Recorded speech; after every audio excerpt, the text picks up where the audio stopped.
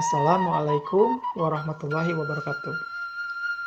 Hai teman-teman, pada kesempatan ini kita akan membahas mengenai permintaan dan penawaran hasil pertanian. Telah kita ketahui bersama bahwa komoditas pertanian sangat dibutuhkan oleh manusia untuk memenuhi kebutuhan hidupnya. Salah satunya adalah kebutuhan pangan. Dengan adanya penjualan hasil pertanian kepada masyarakat, baik di pasar, supermarket, atau di warung-warung, maka akan mendorong adanya permintaan dan penawaran hasil pertanian. Permintaan adalah jumlah dari suatu barang yang mau dan dapat dibeli oleh konsumen pada berbagai kemungkinan harga dalam jangka waktu tertentu dengan anggapan hal-hal lain tetap sama. Kombinasi hubungan antara harga barang dan jumlah barang yang mau dibeli oleh konsumen dihubungkan, maka terbentuklah kurva permintaan.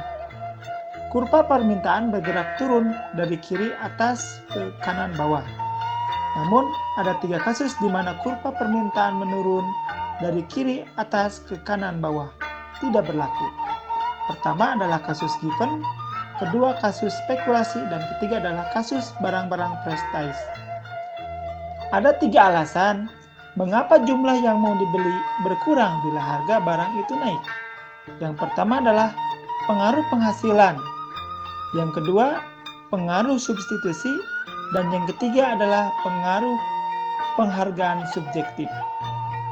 Karena berbagai keterbatasan, bentuk kurva permintaan akan bergerak ke arah kiri atau kanan, manakala ada faktor yang mempengaruhi keseimbangan hubungan antara harga dan jumlah yang diminta. Perpindahan kurva ini dapat dijelaskan oleh kurva indiferent seperti di samping.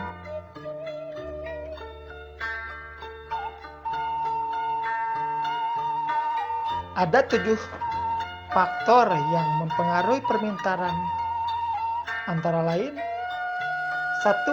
Harga barang itu sendiri. Yang kedua, pertambahan jumlah penduduk. Yang ketiga, tingkat pendapatan. Yang keempat, harga barang-barang lain. Yang kelima, musim, selera, mode, kebiasaan, perubahan zaman, dan lingkungan sosial. Yang keenam, harapan atau pandangan tentang masa yang akan datang. Dan yang ketujuh adalah elastisitas barang. Sementara penawaran mempunyai arti jumlah dari suatu barang tertentu yang mau dijual pada berbagai kemungkinan harga dan jangka waktu tertentu. Hubungan antara harga persatuan dan jumlah yang mau dijual dirumuskan dalam hukum penawaran. Ceteris paribus. Penjualan produsen cenderung menghasilkan dan menawarkan lebih banyak pada harga yang tinggi daripada harga yang rendah. Kurva penawaran tertentu selalu digambarkan dengan anggapan ceteris paribus. Ada sejumlah faktor yang ikut mempengaruhi penawaran. Antara lain, yang pertama, harga barang itu sendiri. Yang kedua, jumlah produsen di pasar. Yang ketiga, harga-harga faktor produksi. Yang keempat, harga barang-barang lain. Yang kelima, teknis produksi.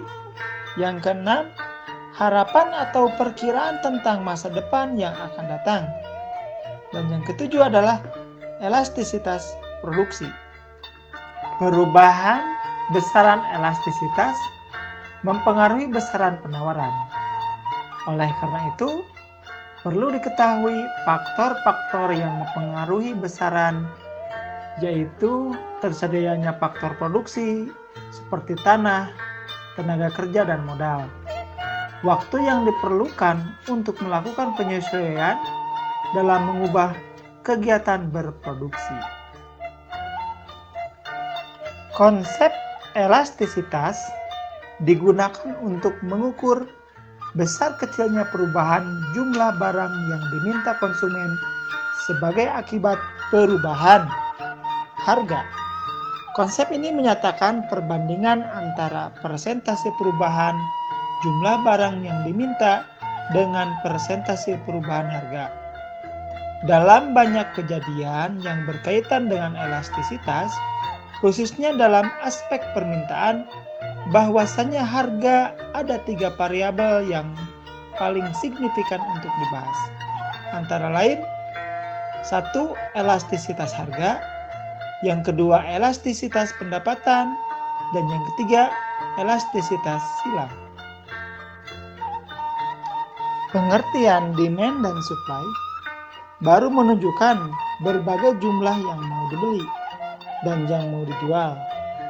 Pada berbagai kemungkinan harga secara terpisah, demand dan supply umum menunjukkan berapa jumlah barang yang sungguh-sungguh diperjualbelikan dan berapa sesungguhnya harga barang itu. Harga pasar dan jumlah barang diperjualbelikan baru menjadi tertentu dalam interaksi antara permintaan dan penawaran, yaitu apabila permintaan dan penawaran dikombinasikan atau dipertemukan di pasar, serta bersama-sama menimbulkan peristiwa tawar-menawar, jual beli, dan harga. Demikianlah pembahasan mengenai permintaan dan penawaran hasil pertanian. Mudah-mudahan dapat dipahami oleh semuanya. Sampai jumpa lagi. Wassalamualaikum warahmatullahi wabarakatuh.